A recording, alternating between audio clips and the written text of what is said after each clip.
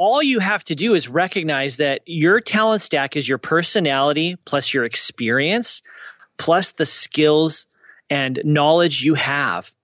That's what makes you unique. Mm-hmm. And part of the problem with education is we want everyone to fit inside the same box. Hello. Welcome to the Flute 360 podcast, where we incorporate a panoramic view of flute-related topics. I am your host, Heidi K. Begay, and this is episode 126, Dr. Garrett Hope's podcast journey, creative ideas for your next online project. Hey guys, welcome back to another Flute 360 podcast episode. Before we get into our talk with Dr. Garrett Hope through his podcast, Portfolio Composer, I wanted to share some inspiration with you. 2 years ago, when the Flute 360 podcast was created, little did I know that it would change me for the better. Not only was I able to cultivate new relationships with my listeners and other professionals, but also I grew as a person and as a flutist. Not only that, the cherry on top was I was able to bring in other streams of income through my business. And I want the same for you. So now is the time to create your next online creative project. I want your unique voice to be heard and or seen. So let's sit down and chat. Let's explore our options today so you can do the same for your future self.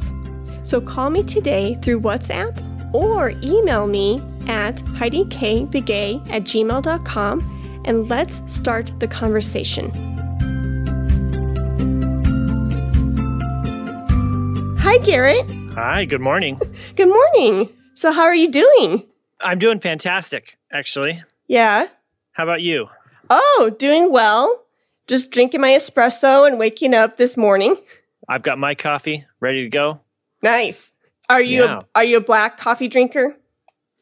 I can be if I'm at a restaurant, but I usually put a few drops of vanilla stevia in and just a little bit of milk. Ooh, fancy. That's how I like it. And then I can drink a whole pot of coffee and then Yeah. Too much coffee. Yeah. Well, congratulations on your TED Talks. Thanks. That's amazing. Yeah. Busy life. Oh my gosh. So busy. How was it? How was the recording? The recording went really well. I was able to do it, I think, quite smoothly. I had it memorized. I felt pretty fluent. My talk was about an interdisciplinary project that I had done, a collaboration a number of years ago involving dance. So I had dancers with me. And so we did the dance live for the TED Talk too. And this Saturday on the 12th, there will be a live is, I guess, a fuzzy word, a digital watch party where these will officially get released. And then the videos get sent to the TED Corporation, and they have a vetting process that can take a long time to make sure this is something that they want to promote. And it could be anywhere from 6 to 12 months before my talk ends up on their website. Oh, wow. Yeah. That's crazy. It is crazy. Yeah. But just to be a part of that process, though, I bet it was a great learning experience. It was, because it forced me to clarify my thoughts on a number of things around this collaboration and how I can talk about it in a way that's meaningful outside of just music jargon. And I've been talking about this collaboration for years, but I found a new way to think about it that I think is a lot more meaningful, which was good. And then there were coaching sessions along the way. So I received around 4 speech writing and speech delivery coaching sessions. Wow. Yeah. And I've obviously do a lot of public speaking as an educator and as a teacher, and I've given other speeches and lectures, and I've presented papers and everything at conferences. But this was amazing. Not only did I get that personal coaching, but the TED organization has this app that we all got for free because we were TEDx speakers. And it's a multi-lesson thing. I don't know what it's called, like a course almost on clarifying your idea, finding your one thing, your through line, and then how to deliver your speech. And the TED stuff, tends to be really good, succinct, powerful, to the point. And so it was very good and very involved coaching. Oh, that's amazing. Mm-hmm. So when I saw on Facebook your selfie of you on the stage, I kid you not, because we got to chat a little bit 2 weeks ago when we were setting up this episode. And you were so kind to just call me and for us to chat and get to know each other. I mean, I knew from our talk and your websites and your beautiful compositions, I'm like, he's a well-established educator and composer, and he's, pushed down a lot of barriers. And then when I saw that selfie pic, I thought, that's amazing that he keeps pushing himself into new realms. And I was like, I bet he learned from that. I bet even though, he's well-established in all these areas, he definitely took something from that, because I could just see it on your face. I don't know. I'm not trying to be cheesy at all. It just literally, I just was like, that's amazing to see a professional keep pushing himself, because that's an inspiration to me. Oh, well, thank you. Yeah. I am constantly pushing. My wife might say that I say yes to too many projects, that maybe I push too hard. Yeah. But I don't know any other way to operate. I'm excited about the future. I think life is good. I think good things are in store for us. I think there's a crazy amount of opportunity all around us, even in the midst of this chaos and the pandemic and the political unrest. There's still ways we can serve each other and make the world a better place without being divisive. And that gets me excited. And having opportunities like this that I hope that I can then leverage into more opportunities, keep pushing, gets me pretty pumped up. Yeah, and it's just kind of in your DNA, huh? I think it is. Yeah. Yes. Oh, shoot. So for the listeners who may not know you, can you just give us a brief background of your musical journey, who Garrett is, and all that jazz? I'd be happy to. So I am Dr. Garrett Hope. And if we tell the whole story, we have to go back to my childhood. My mother was an elementary music educator, as well as our church choir director and children's music director. And so there has not been a time when I have not been performing on stages. As soon as I could stand and open my mouth, I was doing things. And some of us have had that experience. And so I've been singing my whole life. But then when it came time for me to choose an instrument, I think in 3rd or 4th grade in the district where I grew up, I wanted to choose saxophone. And my mother, partly because we already had a clarinet in the house, but what she said to me was, "You're going to choose a real orchestral instrument." And I just give her such a hard time about that now. And so I played clarinet, and I actually continued to perform on clarinet all the way through university. I played in the wind ensemble. Then when I was in middle school, so around 13, 14, I started playing guitar.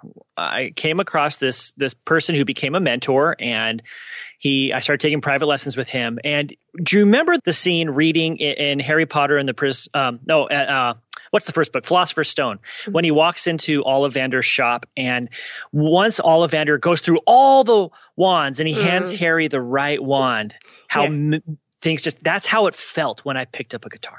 Okay. Like, this belongs here. Huh. And I just love it. And it became the thing where practicing was no longer an issue because I just wanted to play all the time. And even now I continue noodling. So I actually started university as a guitar major, and then I actually switched to bass and ended up graduating as a bass major. So that's part of my musical journey. And then at the same time I was in undergrad, I started taking composition lessons, first as an elective, and then because I was really interested in learning more about how music works, because music theory kind of excites me. I know that's not a great excuse to become a composer, but it's true. And then one of my first major compositions, which was for choir, won an award. And I thought, wow, this is great. And apparently it's easy. And it's not easy. I went to graduate school for music theory and composition, and then started teaching adjunct at a variety of places in Colorado. And there was one semester where I was teaching at 4 different institutions and driving 100 miles plus a day trying to get from one place to the next. And then I said, okay, you have to get the terminal degree so you can get the full-time teaching job. So then I went and got a doctorate, and I got the teaching job. And through a series of events, I have now stepped away from academia, and I am pursuing other things. But along the way, Heidi, part of what I learned is that I'm built to teach and to mentor people, and it's really important to me. And that's what's most life-giving, is when I can walk alongside other people and help them grow and get to where they want to be.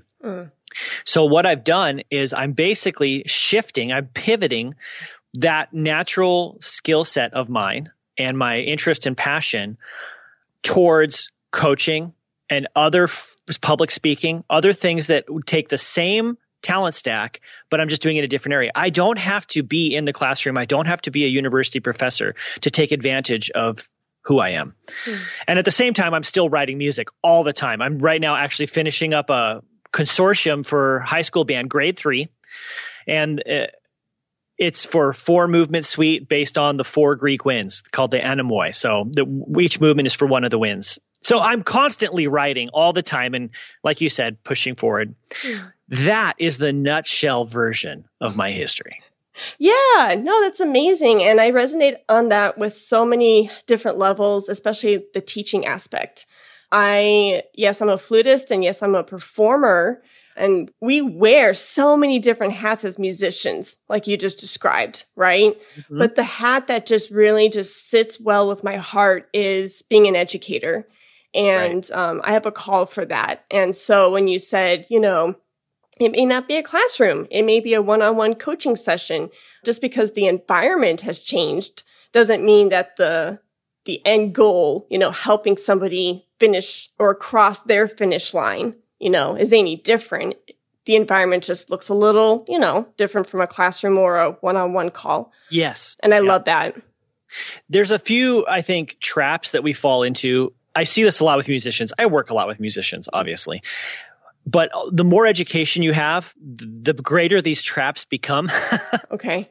And I don't really know why, though. I have some theories. And one of them is that we fall into the sunk cost fallacy. Are you aware of that? Do you know what that is? Yeah, I think we were talking about that a couple of weeks ago. Yeah. It's the idea that, you've spent so much time, money, or effort to get what you have, whether that's a degree, a job, experience, something.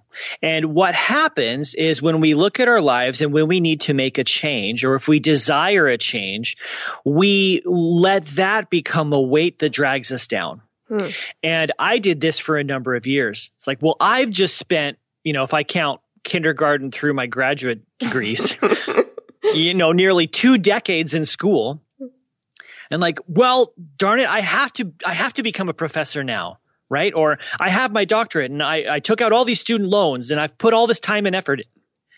So that's the sunk cost fallacy. And it becomes a trap because it prevents us from seeing that the skills we've acquired along the way are still valuable. And what that does is it creates a unique talent stack for you. And all you have to do is recognize that your talent stack is your personality plus your experience plus the skills and knowledge you have. That's what makes you unique. And part of the problem with education is we want everyone to fit inside the same box. And once you realize that you're free from that and you're free from the burden of the sunk cost, right? If you can let that go, then suddenly you can see that, oh, I can take my talent stack and I can just move it over here. And everything that's a part of me and who I am and what I've learned, I can do it in this area. Sometimes people pivot away from wherever their training is. So we're talking to musicians today. So some of us will move outside of music, which kind of breaks my heart, but that might be where you need to go. But in my case, I didn't leave music. I just left the academy. Yeah, I'm guilty. Guilty as charged. Because when I graduated with my doctorate in May of 18, the first year was, I can't even tell you how many job applications I did for academia. And even for just fighting for an adjunct job, you know what I mean? It's just insane. And it's brutal. Yeah. And I'm sure there's literally thousands of very qualified applicants all applying for the same position, right? But I definitely sunk into what you just described and saying, well, if I don't get X job or if I don't get blah, blah position, I must have failed. And I really struggled with that for the last 2 years. But I learned, full circle, I learned on the other end of it, no. Like, I'm still a great teacher. I'm still a great flutist. I have so many talents and so many strengths. Just because I'm not being used in X spot does not mean that I can't be used at all. Right. And so I totally get that. Yeah. Let's talk about the market for a little bit. Okay. So, you went to, where'd you do your doctorate again? Texas Tech. Texas Tech. Okay. So a big state school. How many people graduated with a DMA in your class in flute? I believe it was just myself and Sam. It was just two of us. So 2. Yeah. So let's say on average, each state has 2 or 3 degree granting institutions that can give doctorates. And if on average, then we're talking about, let's say, just say 100 institutions are graduating 2 flute players with doctorates every year. And how many academic flute positions open up every year? Yeah. Well, 4, 6? Yeah. And especially the tenure track positions, that's like 1 a year. Oh, yes. It's the same with music theory and composition. Okay. Yeah. And then they want unicorns, right? So I know for me is, okay, we want to hire you. You're going to have a composition studio, but you're also going to teach some music theory classes, and you're probably going to have to pick up a music appreciation, and you absolutely have to do music technology. So you have to have recording experience, and we want you to know Max MSP and other programming, and on and on and on, right? Yeah. Yep. I bet your flute job postings are similar. Yeah, they are. Yeah, exactly. Teaching, and of course, like the basic music appreciation, that's not bad. That's a survey class. But, like the Theory 101, the technology. Oh, technology has been a big thing lately, which, I can't blame them. Look at our world. But yeah, you're right. It's just a slew of different qualifications and plus flutes that they're looking for. Yes. And if you're fortunate enough to have a full studio, and at some of the places I've taught at, that's like 18 students. They can justify that. If you have research and service capacities within your job too, then 18 is pretty full. That's full time. But if you don't have that, then these studio teachers, they're the ones who get stuck filling in for the oral skills and the music appreciation. And we all pass those courses, obviously. So do we have the skills to teach them? Yes. But does that mean that you're effective there? Maybe. So like, sure, I could coach a flute player.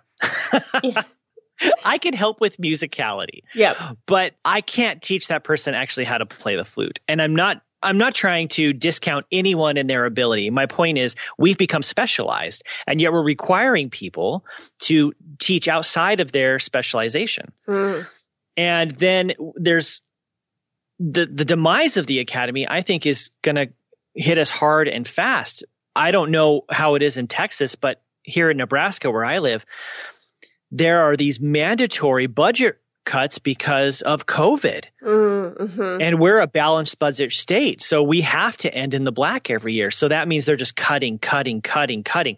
Do more with less. So adjunct jobs are slashed. They've removed entire lines. They're talking about cutting degrees. And at our school, that means they're talking about cutting dance, which is part of the School of Music. It's just tragedy upon tragedy. No, my friend Catherine, who was an adjunct at such and such university, I don't know where, but she got cut, and it was because of COVID. Yeah. And I mean, you see it. It's everywhere. It really is. But on a happier note. Yes, let's change. So speaking of opportunities, it sounds like you're creating a lot of opportunities for yourself. You mentioned the coaching packages and things like that. What else are you doing right now? So I am doing a few things. So first of all, I've created a new group coaching package to help people move forward in their lives. And I have done a lot of one-on-one coaching for composers and musicians, but I'm broadening that at this point. But what I'm really excited about, what's coming up at the end of September, is this conference that me and a few other colleagues who do a lot of coaching and professional leadership in. We call it the Pivot Adventure Conference. And this was an idea I created over the summer because I became ever more burdened by the people who have lost their jobs because of COVID. Unemployment numbers went through the roof. And I know that the Bureau of Labor Statistics is putting out really good numbers right now, that unemployment is going down. And that is something we should be grateful for. But it's not the true number, because what happens when they're counting unemployment is they stop counting what are called disenfranchised workers. And those are the people who have just given up. And if you've given up, you're no longer part of the statistic. Also, it's a little bit of a red herring, the unemployment number, because if someone gets employed part-time, then they're counted as just employed, even though they're underemployed. So the real statistic might be anywhere from 10 to 15% higher than what it currently is. So it's probably between 25 and 30% of the population is currently unemployed or struggling to get at least full-time employment. And then on top of that, I read this report that the University of Chicago put out that said 42% of the jobs that were lost during the pandemic are not coming back. Yep. And that is happening in education, right? The education has just been turned upside down. And then hospitality, and then our main industry, which is entertainment.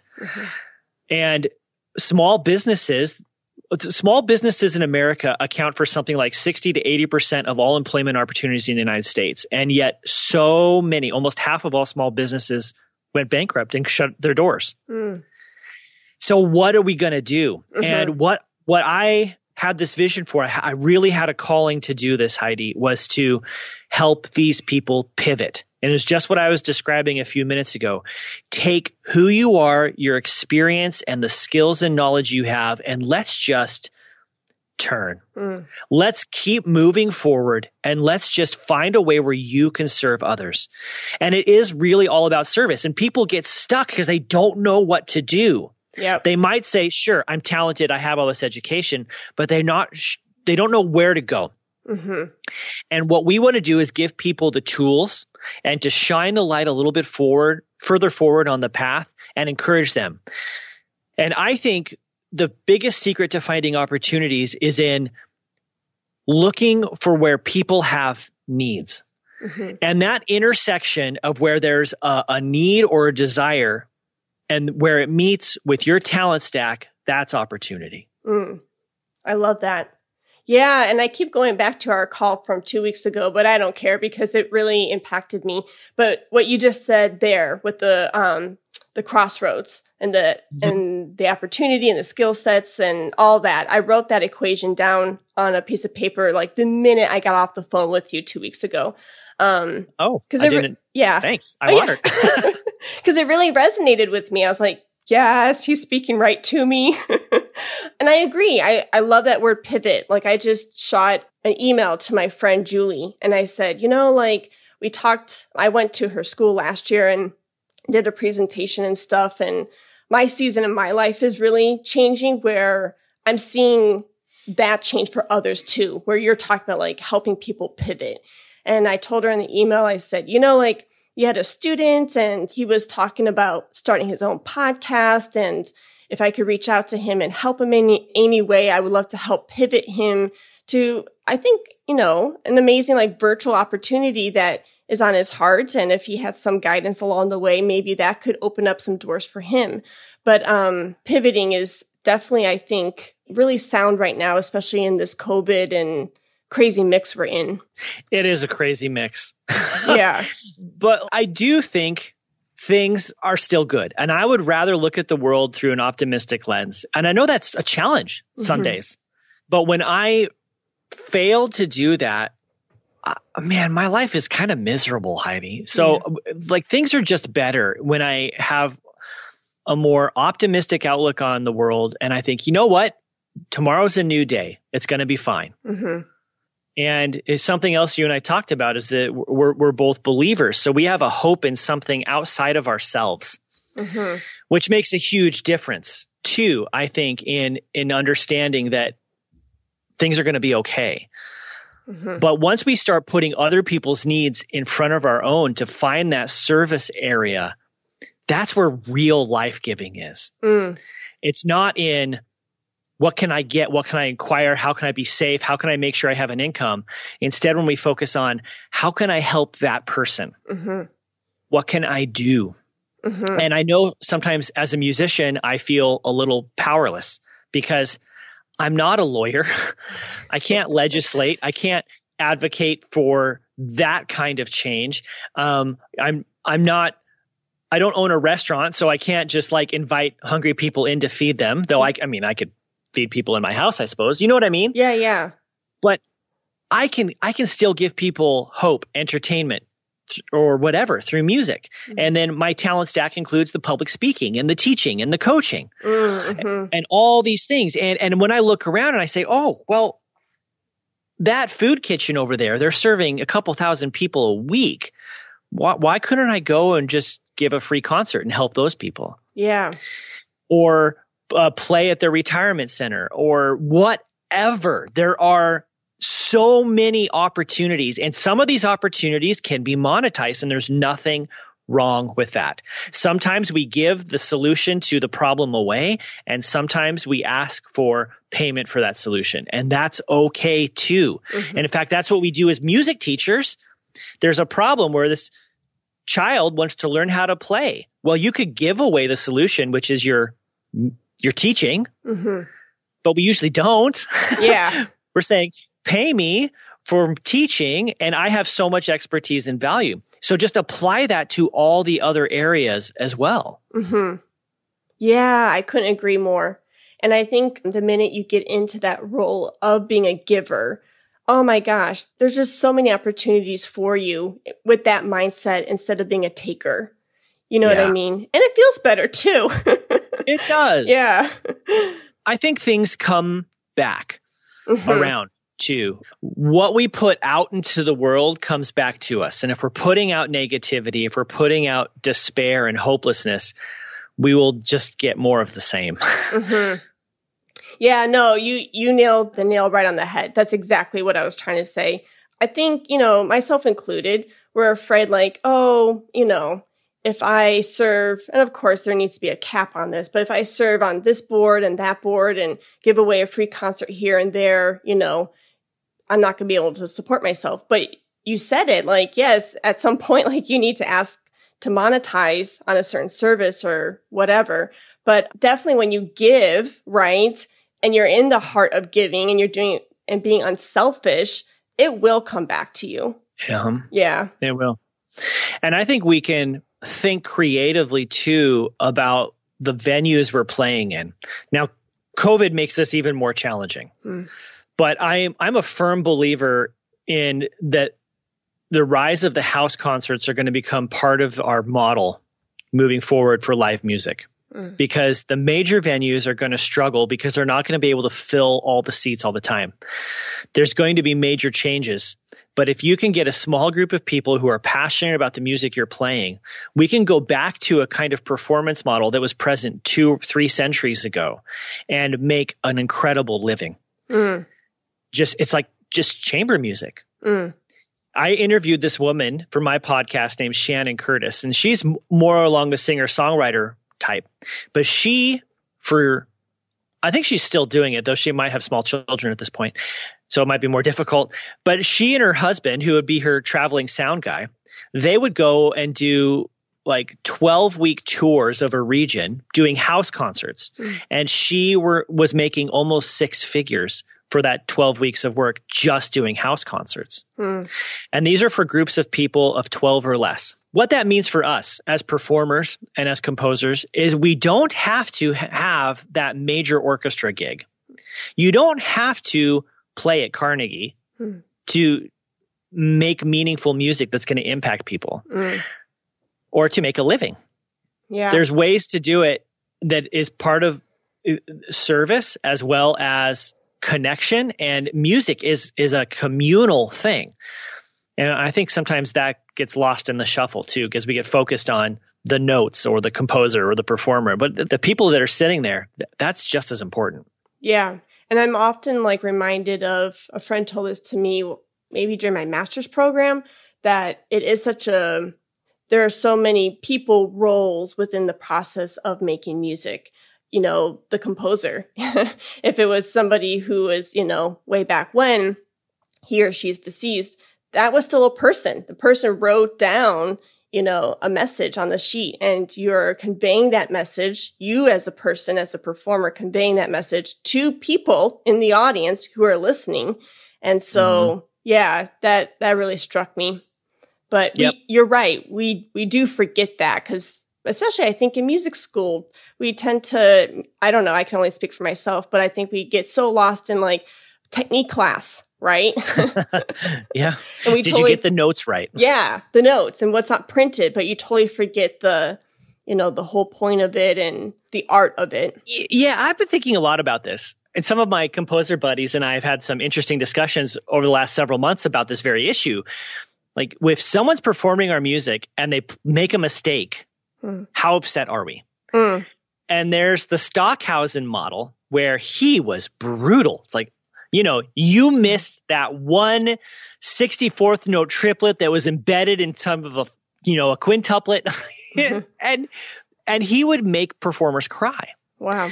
And then there's more of the John Cage model. It's like, you're making noise? Fantastic. Anything goes. Yeah. And what matters to me, where I'm kind of at right now is, are we communicating something? Are we making an experience? Obviously, I want the notes I chose in the articulation and rhythm and dynamics that I put on the page. But that becomes a servant to the overall experience. It's not the master for me. And I enjoy greater freedom then. So I can hear different performances of my music, and I'm not stuck in this, oh my gosh, they played that wrong. Instead, it's, wow, did you feel the energy in the room?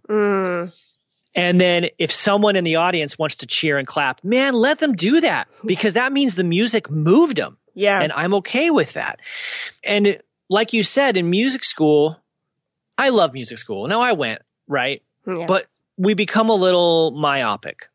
We get focused on some minutia, and there's a time and a place for that. But you also have to have that big picture in mind. Seth Godin, who's a business talking head. Are you familiar with Seth Godin? I am not. I highly recommend his stuff. Sign up for his mailing list, and every day he sends this. It's usually like less than 100 words, little blog post that's very thoughtful and intentional. But his books are great. A lot of thoughts about marketing. Highly recommend him.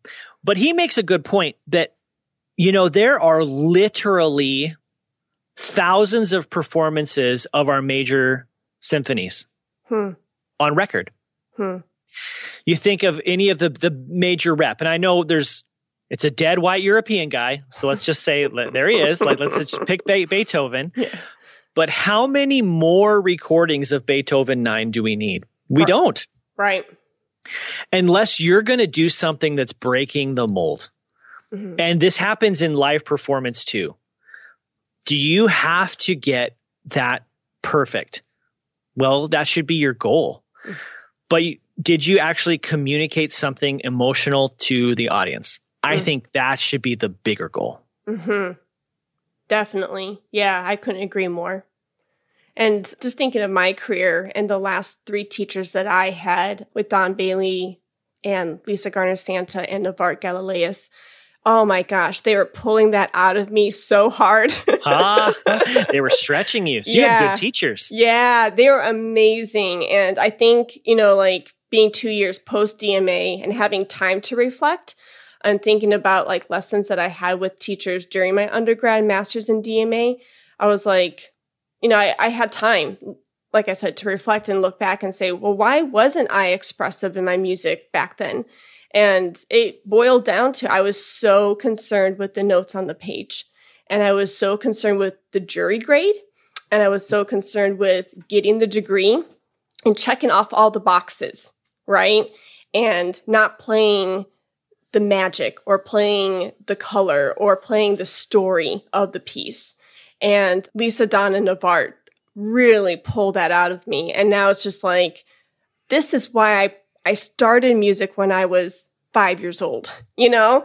And it just, it's so it's amazing just to have that weight off your shoulders. Of course, I'm still going to practice with the metronome and make sure I have correct rhythm. Of course. Yeah, because that's what's on the page. But it felt like I could actually just breathe into the music and just be Heidi through the flute. And I was like, oh, I wish I would have tapped into this, during X study or that. And maybe those technique classes would have been more fun if I was approaching, right? Yep. Yeah. So yeah. I love what you're saying. And I want to be clear. I'm not advocating for a license for sloppiness or laziness. Yeah. No, we still have to put in the woodshed, and we want right notes and everything, but that's not the most important thing. Yeah. Yeah. There just has to be a healthy balance. It does. Yeah. Music throughout history has always served a function. There's this music philosopher named Nicholas Walterstorff, and he used to teach at Yale. And he has this book called Art in Action, and it completely transformed the way I thought about what art is supposed to do. And his main thesis is that when something is art and it's created, it serves a purpose. And he really doesn't like the art for art's sake model. And he goes through history showing that this is true. And the things we put in museums, art museums and collections, there's always a function. Even if that function is just entertainment, it has a function. And that's what I think is lost a lot of the time. Because we study these pieces, sometimes by the great composers, and we forget why they were written.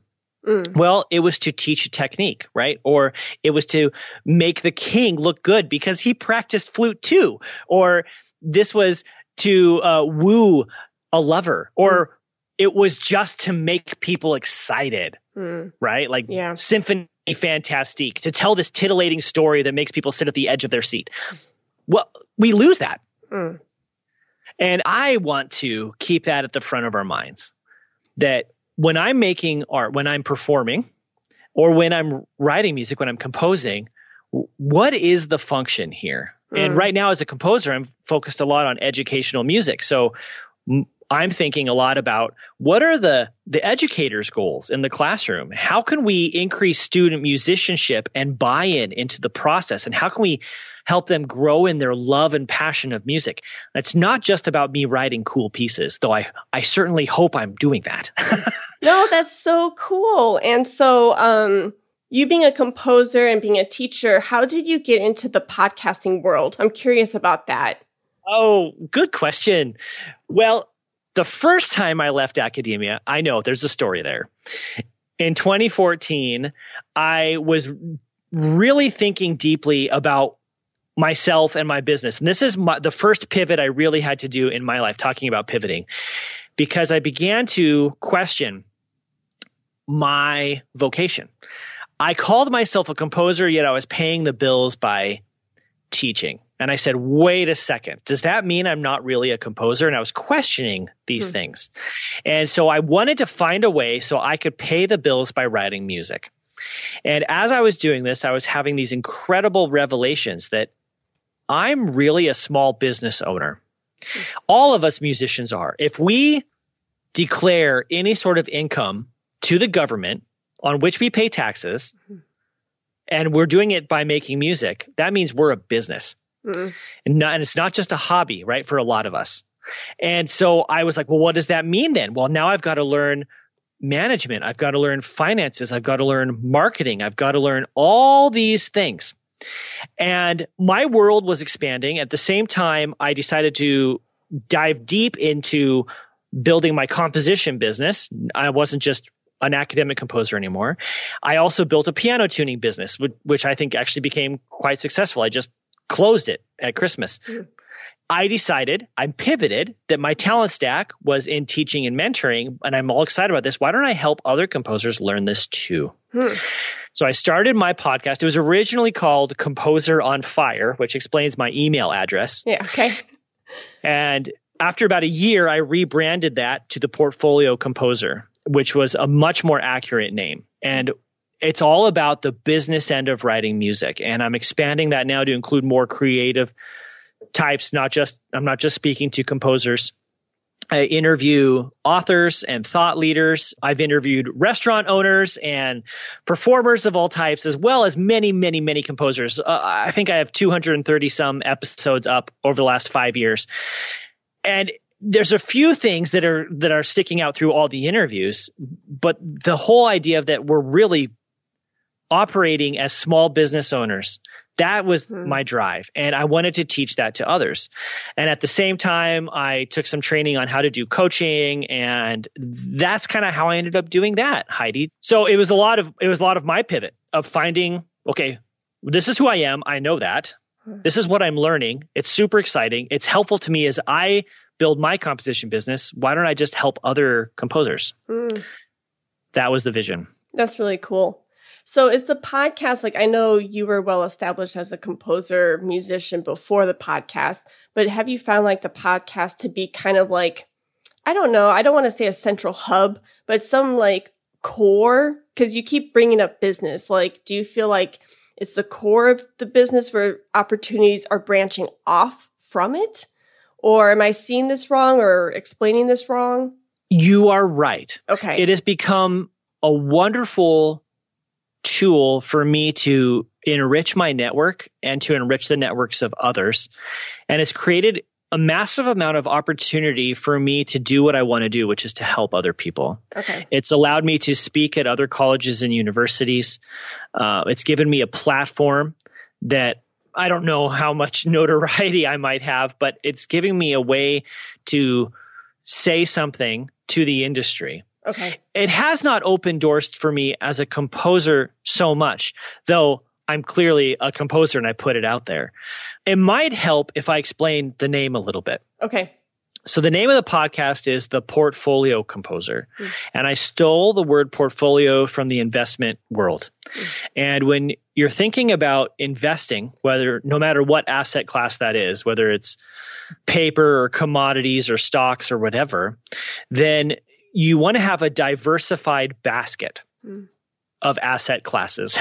And I know that's a lot of jargon, but what that means is you want to have a well-balanced portfolio where your money's spread out in different things so that as the market fluctuates, whether it goes up or down, you are okay. If we put all of our investment into one thing, we run a massive risk because if that one thing goes away, well, what then? Right. And so I was taking that investment idea and applying it to what we do as musicians, because as I was making this pivot myself and learning a lot about business, I was also realizing that the idea of a job has gone away. As you and I have already discussed, academic jobs are few and far between. Even regular corporate jobs, we don't just work for a corporation for 30 years and then retire anymore. Right. And a lot of creatives, that includes performers too, we build a portfolio of income producing activities. So for instance, I write music. I also receive royalty income from that music, like performance and sales. I also teach a little bit. So some of us have private studios. Some of us might teach adjunct. I also do clinicking work.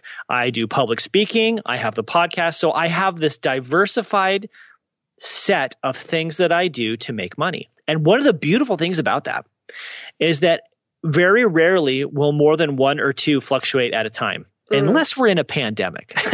Yeah. But these are rare occurrences. Yes, we're just living through unusual times. And that's what I'm encouraging people to build so that they can have security in their income, security in their career. And as I have built this thought out and I've written about different assets and how composers need to think about what they're doing. And if they think about producing assets, not just music, whole new worlds of potential income open up to them. And that thought process has opened up more opportunities for me. And I've also, through the podcast, to get back to your original question, had the opportunity to meet and engage with a whole bunch of people that I normally would not have had the opportunity to meet and engage with. I feel like I now have not just acquaintances, but friends in every major city in the United States. And I could visit anywhere and call on them and we'd be able to meet, have lunch, or stay at their place. And that has all happened because of this. Nice. Have you had any like young composers or young musicians come to you and ask, like, because you mentioned the coaching earlier, has anyone come to you specifically and said, hey, can you help me establish my podcast, or I want to podcast? I'm just curious. Not necessarily young musicians, but some colleagues have, and Okay. I definitely help however I can. There's a few that come to mind where I gave as much advice and encouragement along the way as I could. Help them think through their branding and their purpose and who they want to serve through the podcast. Mm-hmm. I also was, for a number of years, part of a mastermind of other music podcasters where we met every couple of weeks to talk about the problems we're facing and to take the collected power of all of us meeting together to solve our individual problems. Mm-hmm. That was a really powerful group. It was with Sean Perrin, who has the Clarinet podcast, mm-hmm. and Dennis Tabensky, who at that time was doing the music publishing podcast. And the three of us would meet, and man, that was encouraging. And mm-hmm. we would offer help and services, but helping think through the problems I was encountering. Mm-hmm. So the answer to your question is yes, people have reached out for help, but I was also like the colleagues of helping each other too. Yeah. No, I love that. And you're right, like, because of the podcast, you know, new relationships are formed. My sister the other day wanted to go and travel and do a road trip up to like Wyoming or Montana. And I said, yeah, let's do it in October. And she goes, well, we could just crash in anyone's basement because you know everyone, you know, throughout the country. So there's going to be a house that we can crash in, right? I'm like, yeah. Yeah. So, but for her just to even observe that on the sidelines, right? And just be like, oh yeah, like I know Heidi is cultivating these new relationships and stuff. And it's directly, you know, because of the podcast, it's kind of cool to see how she views, you know, this opportunity and what's happening behind 360. Yeah, my family has similar opinions, but I think it's greatly inflated. Yeah. But it's there. Yeah. And this also helps position both you and I as experts in the field. I mean, we are experts, right? We have our DMAs in our niche. But because we're publicly putting information out, there's a perception that other people have. And if you want to be perceived in a certain way, you have to then project that image. And even though a lot of what I do, and maybe you, is the interview kind of like I'm going to pick the minds of other people, experts, because we're showing the world this, that light shines on us too. And that's what allows us to then turn around and say to a college or a university or a school, I can come and I can speak to your students. I can do a clinic or a workshop, and this is how I can help because now I have this knowledge too, and I can share it. Does that make sense? Oh, for sure. Like I had an interview for, speaking of adjunct positions, there was an adjunct flute position that was remote, and that was a couple of weeks ago. And I found myself like always going back to the lessons I've learned through 360. And I remember even in the interview just saying like, I know I sound like a broken record, but podcasting has completely changed my career. And that sounds extreme. And I know I had, like, even pre-DMA, I had my roots really established well here in the DFW area and through other venues like Texas Flute Society and National Flute Association. Like, you know, I definitely had my networking and my relationships built pre-tech. But like post-tech with the podcast, I'm not over-exaggerating it. It's just literally the podcast and the platform and the art of podcasting has like revolutionized how I am as a musician, how I teach, how I communicate. And so I found myself in this interview just saying like, you know, if I got the job, I would love to teach my students like how to podcast on a small scale. Like it could be a end of the semester assignment, you know, because then they are acquiring new skill sets. Maybe they don't have any audio video editing skills. Perhaps, you know, they haven't really dived into the marketing realm. And I think, and I know, I'm a firm believer that all these skill sets are so pertinent to our day and age. And going back to what you said, being like a small business, you have to know how to market your small business, Yeah, you do. Yeah. And I learned that through 360, Yeah. As a teacher, you have to be a good communicator. You have to be concise and clear with your direction of thought. And you're going to learn that through podcasting if you haven't before. And so I think it could be a great end of the semester assignment for students. Absolutely. Yeah. So the reason I ask about just your podcast journey and everything is just, for that, just what skills did you learn along the way that you hadn't before? It's like marketing, like, do you market your podcast a lot or not really? I'm kind of curious. I used to heavily. Okay. But like you just said, those were the skills that I learned deeply through building the podcast. Okay. And I've taken them into the other areas. So now I'm marketing myself as the composer more heavily and the conference that I described earlier. But those were the things that I probably learned the most, was the business side of it all.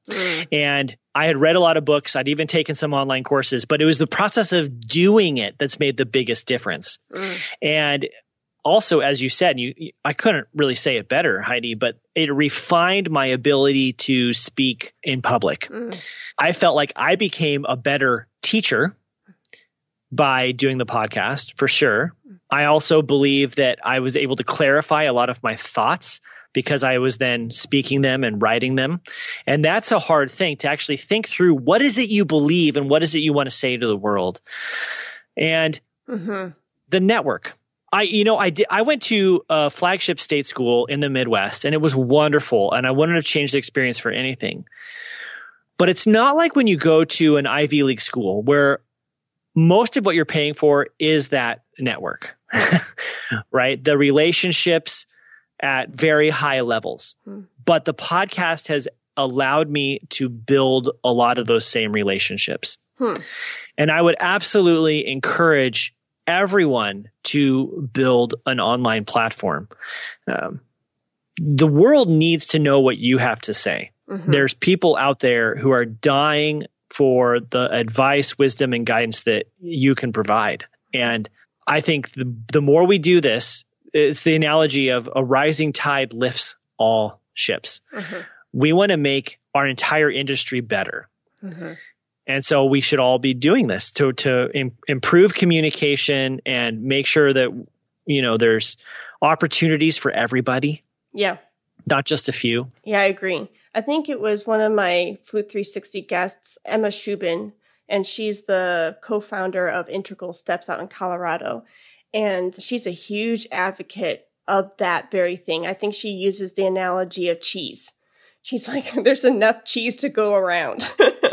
And yeah, it's so true. And I think that's the thing too, since we're talking about podcasting and being a musician, I think maybe there's this stigma of, well, I didn't get into this industry for that. And I know, to explain myself a little better, I know in the beginning stages, 360 actually was my DMA thesis. And I continued it because I was learning so much. And I tell my listeners all the time that when I have a guest come on, I feel like I've just read 10 books in the hour talk, And as I decided to continue it is because of everything, of all the benefits we mentioned before. But I found myself, if I'm going to be authentic, I found myself saying, but I'm not a podcaster. And my husband was like, and I think that's the stigma. I think a lot of musicians maybe don't want to dive into this realm because they're like, I'm a musician. Well, my husband helped me through, thinking and rethinking and whatever of that title. And it made it clear to me I podcast, but I can teach in the podcast and I can perform in the podcast. Do you know what I mean? So I think having these multiple hats, just because you added on a different role to your portfolio doesn't mean that you're not the other things. Yep. And if anything, it's going to strengthen it. I agree. Yeah. Yeah. So is there anything that you want to share with the listeners that you have not said before? I know you've shared a lot and we so appreciate it. I just want to make sure that if there was one last, trinket or something that you wanted to put out there, that I gave you the space for that. I would like to encourage everyone a little bit. There is room for everyone at the table. I do not believe that we're playing a zero-sum game when we're making music. What that means is there's not a finite amount of opportunity or money to go around. Mm-hmm. If you look at a particular perspective, like flute jobs or orchestral gigs, then it looks like a finite amount. But when you begin to look at other ways you can serve people through your music making, there is an unlimited number of ways that you can put your skills and talents and abilities and personality out into the world. And you can even monetize that and make a fantastic living. And you can help others. So the pie grows. As more and more people contribute to making the world a better place, I think that pie gets bigger. So more and more people can have a slice. It's not a zero-sum game. I love that. I hope that really resonates. I really do believe it. And sometimes that's hard to really believe when we're trapped in that sunk cost fallacy, or we're trapped in a few other places of fear and disbelief, and we're feeling stuck. But it's true. Mm-hmm. I also want to just extend an invitation for people who, if you want to explore more about how to pivot, if you're thinking about pivot, I invite you to come to our Pivot Adventure Conference. You can find out more about the conference at thepivotadventure.com. And Heidi, I made a special coupon just for your listeners. Oh, thank you. Yeah, called Flute 25, all one word, lowercase, FLUTE 25. And that'll give your listeners 25% off a ticket price. Oh my gosh, because Garrett. I want people to make their pivot. I want them to move forward in the world and not be stuck in a place of fear and indecision. No, and that's so encouraging and comforting, and to have that mentorship, somebody like yourself who knows our industry, and to encourage people along the way to say, yeah, let's do this. Let's pivot and let's make something great for you. That's just amazing. Yeah. Oh my gosh, Garrett. Thank you for all the book recommendations and just your knowledge. And I cannot thank you enough. And you are such a kind person, and it just comes through in everything you do. And so I appreciate that. Oh, thanks, Heidi. You're very genuine as well. There's no guile. And I appreciate that. Oh, thanks.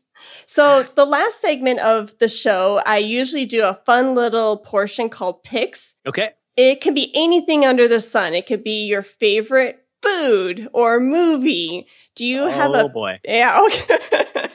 I love it. Oh, boy. Do you have a pick for the listeners today? Oh, and it's that wide open, huh? Yeah, anything. It could be something you're using right now that you thought, oh, how did I ever live without this? Okay. Can I give two things? Sure. One is a tech thing related to our industry. One is just a passion. Okay. So about 2 years ago, Dorico started sponsoring my podcast. And they don't even know I'm here speaking with you. And this is coming from a genuine place of, I can't believe this software didn't exist before. Okay. But Dorico is a notation program that has changed my life. I used to be a Sibelius person through and through, and I've been using Sibelius since around 2000, 2001, since version 2, all the way until about 2018, when all of a sudden I had access to Dorico, and my scores just look beautiful. And the engraving process is so easy, and it doesn't take as much work. So this is a product that I use every single day, and I cannot recommend it enough. If you are a Finale user or a Sibelius user, this is the third player in the market for professional level scores, and they even have a cross-grade thing. So if you can prove that you are a licensed user, you can get a significant discount or an academic discount. And if you notate music for any reason at all, I encourage you to explore Dorico. Okay. And they're literally not paying me to say that. I just really love the software. But in full disclosure, they are a sponsor of my podcast. But I honestly love the tool. Yeah, not an ad. No, that's not an ad. Yeah. And I know that's a fuzzy line for some people, but it's coming from a genuine place of, as a composer, this is amazing. And the other thing I wanted to say is this pandemic has made watching and accessing entertainment frustrating and disappointing. And I am a huge James Bond fan. And Daniel Craig, I think, is the best Bond of all time. And I have watched all the Bond films multiple times, sometimes in order. I'll go from Dr. No all the way through to today. And I'm so excited for this next James Bond film. And it's been delayed and delayed. So hopefully this fall or this early winter, November, I think it's supposed to come out, we get to watch another James Bond. And I'm just so excited. I can't wait. The music, I used to teach an honors course on how music used to come through films and tell the story, like how music delivers the message. And we would pair it with Joseph Campbell's Heroes Mythology, and we would analyze all these films. And I had this massive 2-3 day lecture where we were looking at all the James Bonds and how the music is developing the character. And so I just get super excited about this stuff. I can feel your giddiness on this side. Well, good. Which is good because it's contagious. So there you go. That's a little bit of fun, I hope. Yeah. Well, speaking of movies, I will piggyback off of that. And my pick for today is the Netflix film, Le Petit Prince. They did a fabulous job bringing that classic book, come to life. And so the animation was gorgeous and everything. And I want to watch it again tonight. I think I watched it a couple months ago in the midst of quarantine. But, it's so good. I want to put on repeat. So have you seen it? I have not. I'm going to have to check it out. Yeah, it's so good. Do you remember reading Le Petit Prince in school? Or was that not a part of your curriculum? I do not believe I read that. Okay. I would definitely, for everybody, I would definitely read it first, the English translation, if you don't know French, before you watch the movie. Because I think my husband, he never read the book. And so I found myself explaining a lot to him in the middle of the movie. So I think my recommendation would be first read the book. It's tiny. It's a child's book. And then watch the movie. Okay. Yeah. I'm going to put that on my reading and watching list. Cool. Yeah, let me know what you think. I'd love to hear your thoughts. Sure. Yeah. Well, thank you, Garrett, so much for your time, talents, and energy. And I so appreciate you giving yourself to the audience. And I wish nothing but the best for you. Thank you. Same to you, Heidi. Today's sponsor is brought to you by J&K Productions. Did you know that not only are they a production company for podcasts, but they are a recording company for musicians? Any musical recording needs that you may have, J&K Productions can fulfill that need. They have all the necessary equipment and expertise to record your next flute recording for college or graduate auditions, competitions, summer festivals, or a flute album. J&K Productions can record any setup imaginable, from solo flute, small chamber, flute and piano, and much more. Consider J&K Productions for your next recording project. Contact them at jkproductions.media. Thank you for listening to the Flute 360 podcast. For more information, please visit HeidiKBigay.com. And if you enjoyed today's episode, please rate and review in the iTunes store. Let's talk about flute.